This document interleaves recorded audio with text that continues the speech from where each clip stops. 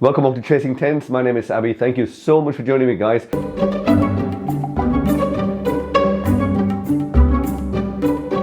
So this is the place which Lee Gate Inn. Looks lovely from outside, looks very British and very old school.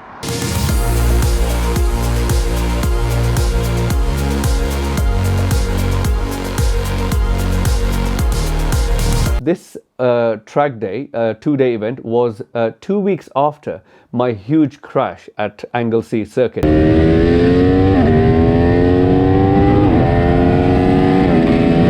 Where I'm at Cadwell Park, and this is the Aprilia RSV4 factory with the lovely gold and black livery.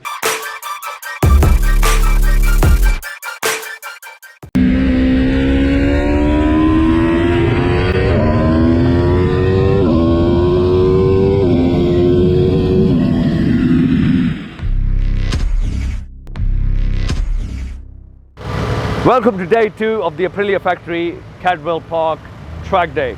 Now, as soon as I've come to the track, I've realized big mistake what I did overnight. So we left out, so this is the setup. So that's my mate's Gogo's 2014 Aprilia RSV4 APRC, but it's got the 2021 body kit on it. Mine is that one.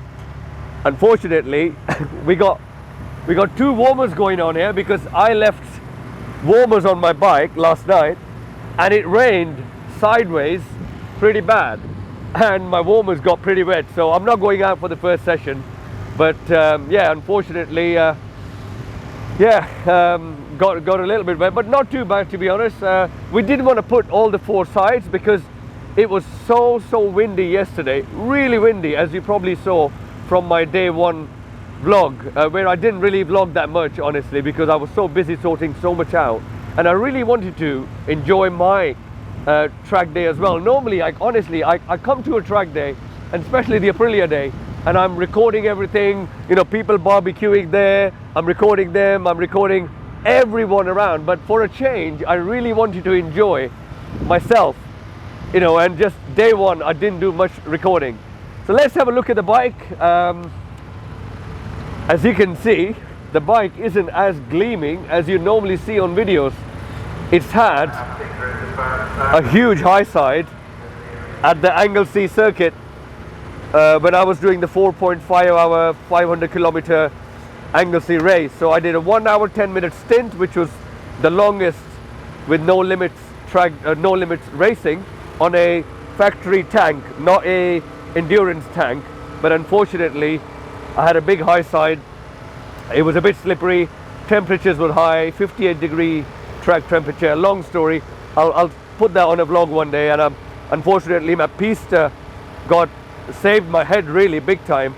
So I've got my road helmet here, which I don't use very much. Big shout out to Peter Wildman. He takes all the pictures for all the track day people. Hey, he's got ears, he's got good ears. So he heard me there. I can't believe, with the sound of 2 generators, he heard me. So massive shout out to my friend Cal from Hyper Motard YouTube channel. He's given me his generator for 2 days. Okay, what else to show you? You know what, guys? On the bike, I know the damage looks pretty bad, but I've got a new kit coming and I'm going back to Sublime Designs to get it all sorted. All that crash protection honestly, everywhere. Double hair, you know, GB Racing, RNG. That's really saved my bacon, honestly. Honestly, all I had was a bit of cosmetic damage, a bit of damage to my Jet Prime switches. By the way, massive shout out to Motorcycle Race Parts.co.uk, Tom. They are Jet Prime suppliers in the UK, and I did not realize, I only had cosmetic damage, but I didn't realize the actual buttons, one of the buttons had stopped working. So overnight he sent me a new pair, so massive thank you to them. And also he sent me a Spider cap, so the cap is damaged slightly, but Spider do a lot of stuff for Aprilia RSV4 or Aprilia in general, and they are a Spider dealers, and you know, overnight he sent me that as well. I didn't realize there was a bit of a slack, so I haven't fitted that in, but I borrowed this from somebody else. It's pretty airtight, but once the bike is sorted, I will put all the stuff and make it look gleaming again. So yeah, you know, just gotta wait for a bit, probably go out in the novice group. I'm in the advanced group as always, but I'll probably do the sighting laps in the novice group and just come back in and then go out properly the next session.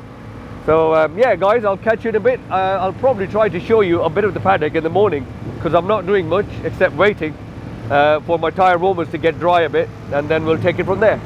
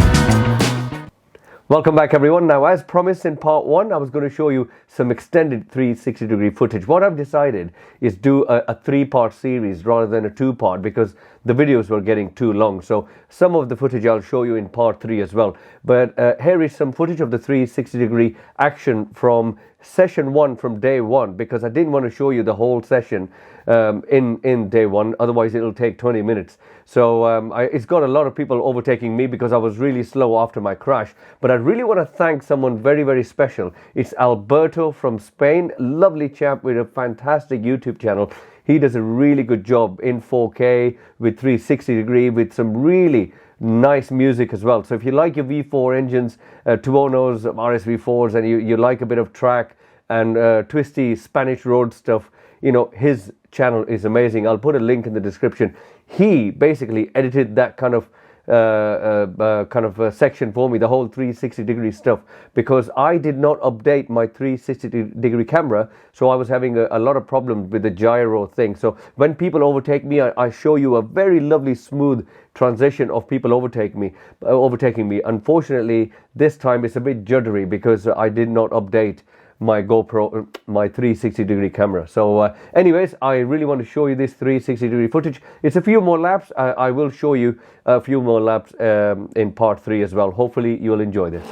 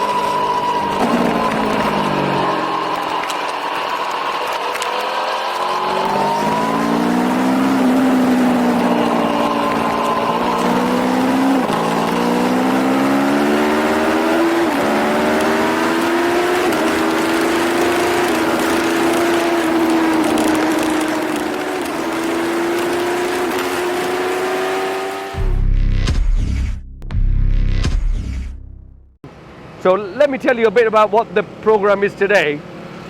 So if you guys remember, I always complain that my I2M GPS doesn't work properly every time I'm on the track.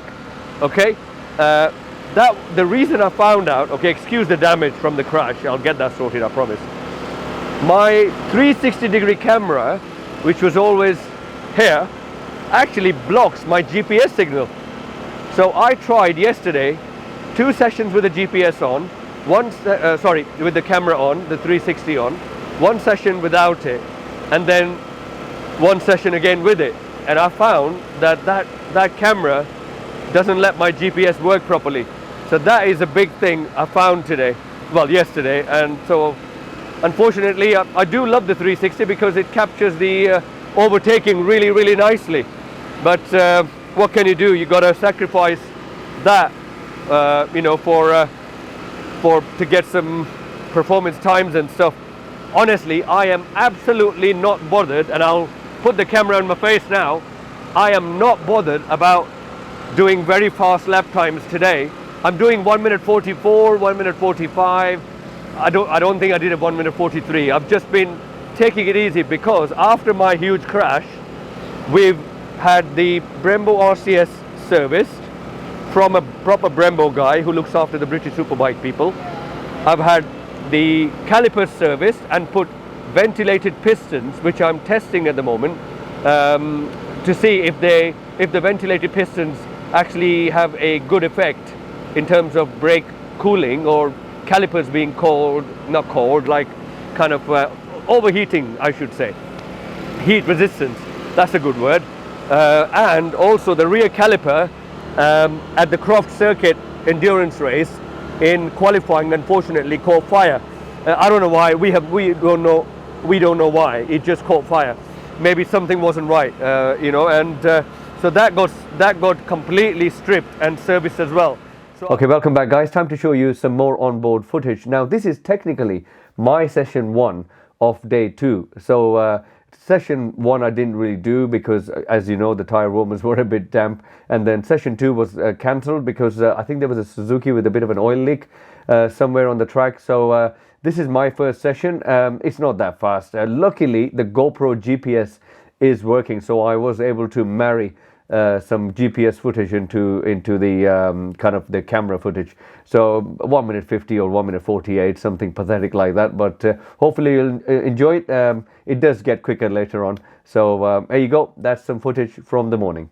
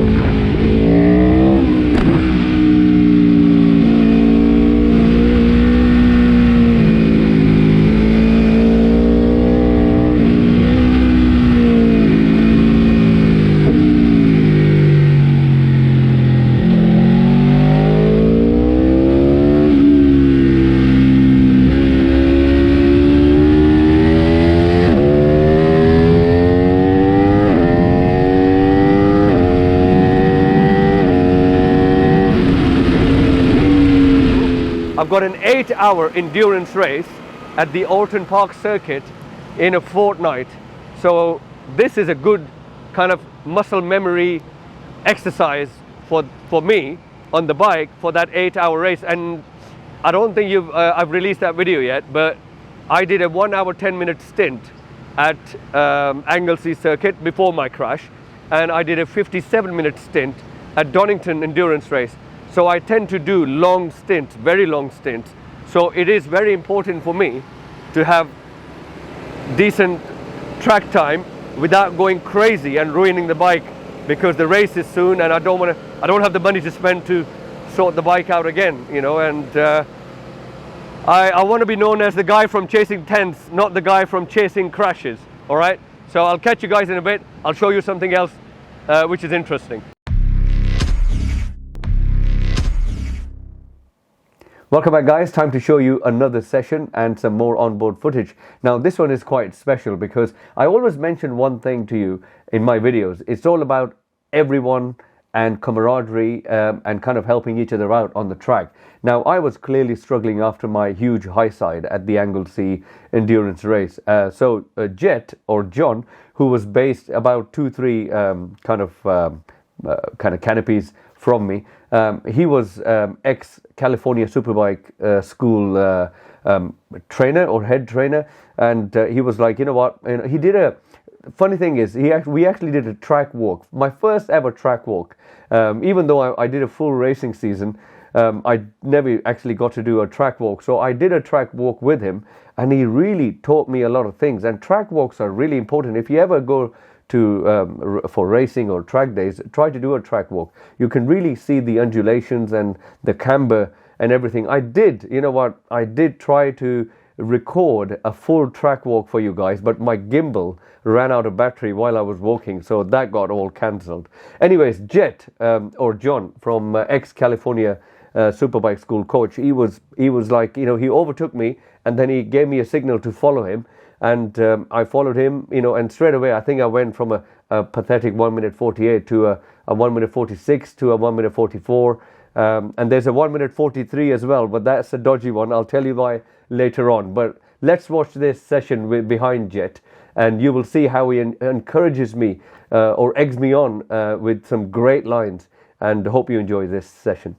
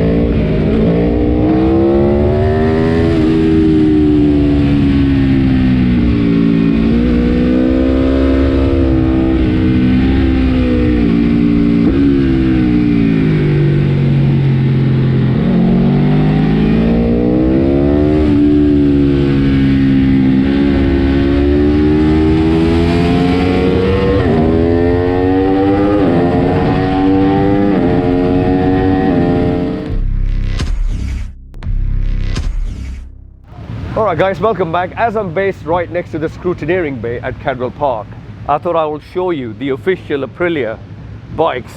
I tried, I had a go on one of their bikes yesterday. Photo bombed or video bombed there? Can't believe that. That is Anita, John Coughlin from Bikers World, which is that yellow van. That's his missus. She's always very helpful. Whenever I needed bike parts, she sorted that out, and that was, you know, there was just a bit of a fun there. Look at that bike, okay? Just before I show you the Aprilia bikes, I want to show you this masterpiece. That's Ian, and that's his lovely Aprilia RSV4 FW, okay? These are the magic words. FW. So that is basically a proper factory produced racing machine with the APX ECU. I don't know how much it is, probably 35,000. I really have no idea, but full SC Project system, which SC Project is their new MotoGP partners, and it's basically a blueprint engine with a lot of power, and that's why it's down. A lot of motorcycling magazines are here. Yesterday we had Bike World, and today we got 44 Teeth. In the morning I saw Al Fagan and Chris, and it's just amazing to see these people. You know, these people do it on the big scale, I do it on a small scale, but nice to see the publication. So going back to that is just a beautiful blueprint engine bike. We've got 3 of those FWs here today, and we've got plenty of the RSV4 factories and Tuonos. You can register with Aprilia. You can ride them today. I had a full session on them. I really gave it everything I had, and I've done a bit of a vlog of that on day one. If you've not seen day one video, please do watch day one video, and I'll also do a separate video on that new Aprilia. I was on the black and gold scheme. I love that. Like, I call it the John Player Special. John Player Special scheme. So this is with the gold wheels, a bit of gold there. So that's their new scheme. So love that. That's not got the red seat, but they've got all sorts of lovely bikes. And also on the other side, I'll take you there later on. That's that lovely Aprilia kind of canopy, and they've got a few bikes there which are different from the track bikes, and this is where they're based. And they've come here with a full pomp and show. And lovely. It's really nice to see official Aprilia giving their full support, and they're working with no limits, and trying to really put on a lovely show. And also they're not shy of people trying their bikes, you know, pristine brand new 22 registration bikes. They're not shy of doing that. Why not? I show you the other side of the Aprilia setup. Let me quickly take you there in a jiffy.